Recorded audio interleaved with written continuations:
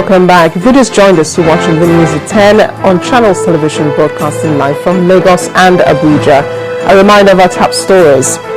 The Academic Staff Union of Universities orders the reopening of university gates, suspends strike action nationwide. Pengasson takes up the baton, may begin its own strike action in the first week of January. House of Representatives who investigate the sale of Nitel. And the United States identifies the 6 soldiers killed in an air crash in Afghanistan as Americans.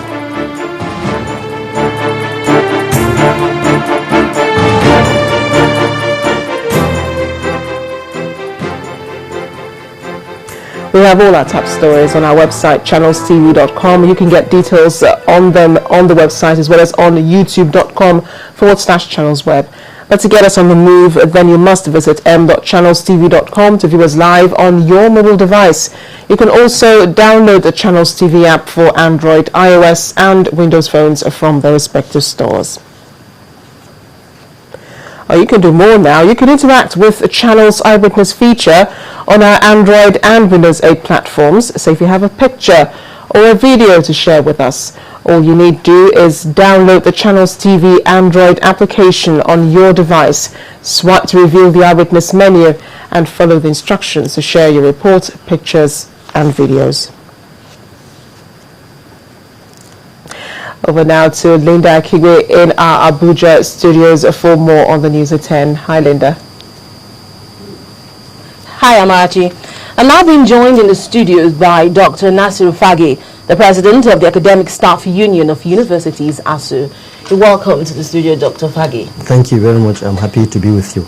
Now, over 5 months of strike action, why did it take so long to call off the strike?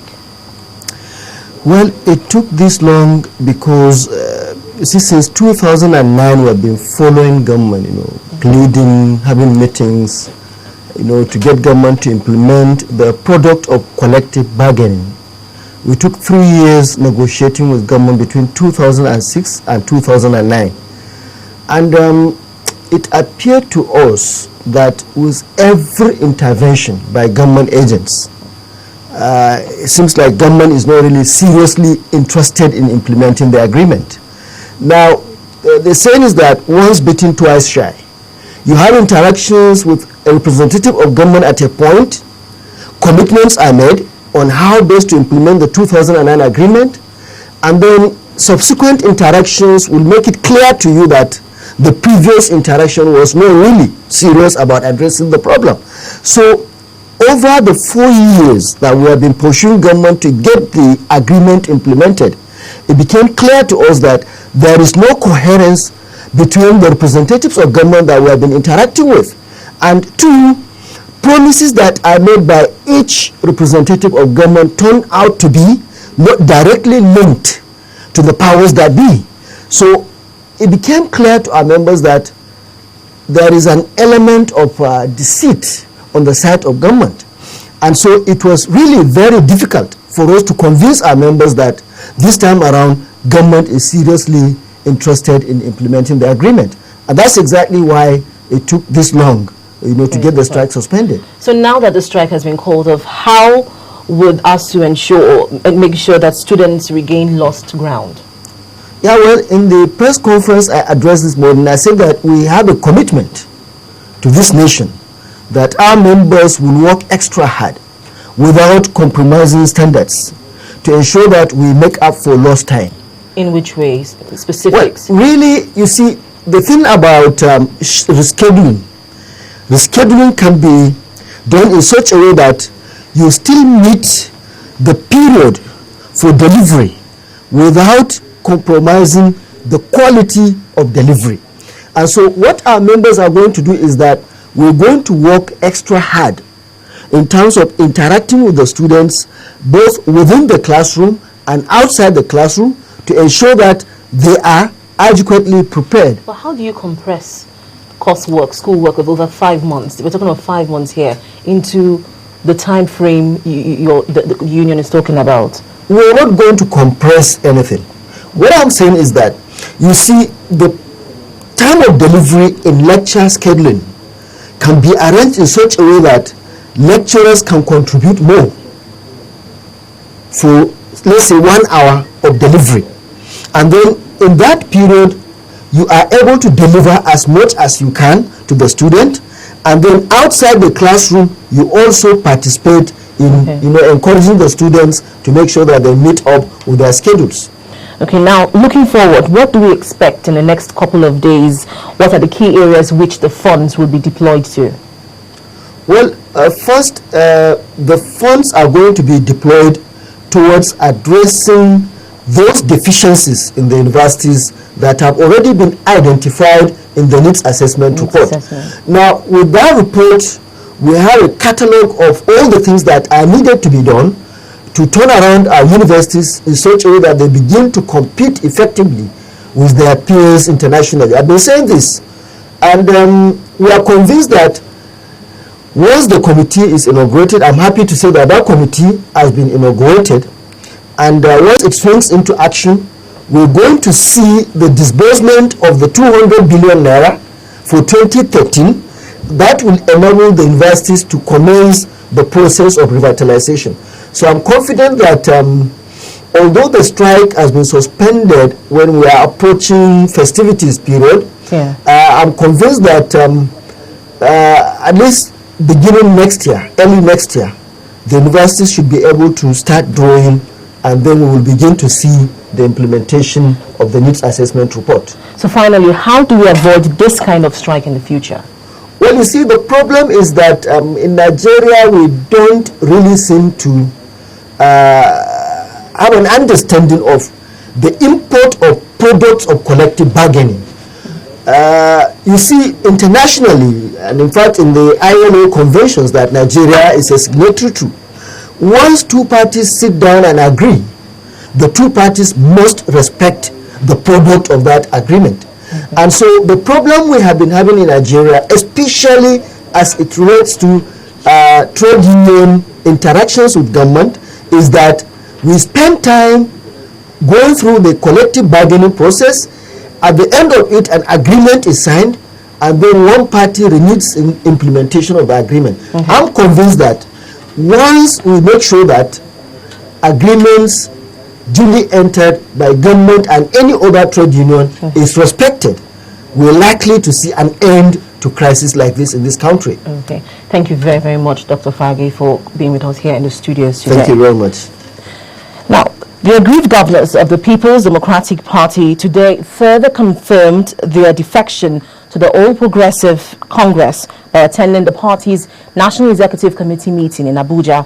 River State Governor Mr. Rotimi Amechi and his Kano State counterpart Rabiu Kwankwaso were present, while governors of Kwara, Adamawa and Sokoto states and leaders of the group, Mr. Kawu Baraje, sent representatives. The governors declared their intentions a few weeks ago to defect to the APC after several months of running a controversial faction of the PDP, which they called the New PDP, led by Mr. Baraje. In the communique at the end of a NEC meeting, the APC asked for the use of the carrot and stick approach in the fight against insurgency in the country. The party added it has lost confidence in the electoral umpire INEC over the conduct of the 2014 and 2015 elections because of the hitches experienced in the Anambra governorship poll. The chairman of the Independent National Electoral Commission, INEC, Professor Tahiru Jega, has proposed a 10-year ban from politics for anybody convicted of electoral offences in the country. Making a presentation during the retreat of the Senate Committee on the Review of the 1999 Constitution, Professor Jega proposed that anyone convicted should be banned from contesting any political office or holding any position in a political party. Professor Jega also suggested that the Constitution should be amended to allow Nigerians in the diaspora to vote. Any person convicted of an electoral offense, whether it is a registration offense or campaign finance breaches or breach of political party finance provisions, that they should be disqualified for a period of 10 years from the date of conviction from contesting any other election or holding any party position. I think unless we are very tough with regards to those who commit electoral offenses, the impunity will continue. So if there is a successful prosecution of somebody who has committed an electoral offense, then the penalty should include barring them from holding party office and even for contesting for election. The provisions of sections 77.2 and 117.2 will need to be looked at if we want to allow people in diaspora to be able to vote. Now, certainly, voting by people in diaspora is increasingly becoming good practice globally, and we should give it the attention that it requires. After several postponements, the Senate is set to receive the report on the state of emergency in the northeastern part of the country tomorrow. Senate spokesman Senator Eyin Naya-Baribe told journalists that the security chiefs will brief the Senate behind closed door in the plenary session. The briefing was earlier scheduled for Tuesday, November the 3rd, but the upper chamber was forced to reschedule the meeting following the attack on military bases in Maiduguri, the Borno state capital. It was rescheduled for Wednesday, November the 4th. However, after a brief closed-door meeting with some of the security chiefs, the session was postponed once again. The service chiefs are expected to give a comprehensive account of the devastating attacks carried out by suspected members of the Boko Haram in that part of the country.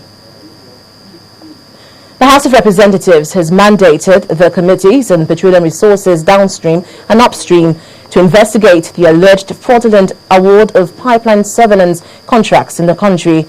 The motion, which was passed without a debate, was moved by Deputy Majority Leader Leo Ogo. The motion drew the attention of the House to the need to probe the allegations that Tazino Nigeria Limited, which was awarded a contract by the Nigeria Petroleum Development Company costing millions of naira, has not been providing surveillance for OML 2630, for which it was engaged. The committee is to report back to the House in 2 weeks. DC awarded pipeline surveillance contract of OML 26. Order, please. To Tazino Nigeria Limited for the surveillance and protection of oil pipelines in OML 26/30, situated in Isoko ethnic nationality that runs into millions of naira. Regret that the said oil pipeline surveillance contract awarded in the case of OML 26/30 has become a conduit pipe through which millions of naira of taxpayers' money is being siphoned for work not done. Concerned that the beneficiary company may have acted in connivance with the officials of the NPDC to perpetrate this heinous act against the state. Worried that the leaders of the host community of the OML 26/30 pipelines are disenchanted with officials of NPDC over the shady contract that has left them with no option than to involve local vigilante to keep surveillance over the pipelines. And that's all from Abuja. Back to you, Amarachi. Thank you so much, Linda. And when the news at 10 returns, the Minister of Finance, Dr. Ngozi Okonjo-Iweala, insists there is no missing fund from the Subsidy Reinvestment and Empowerment Program. That's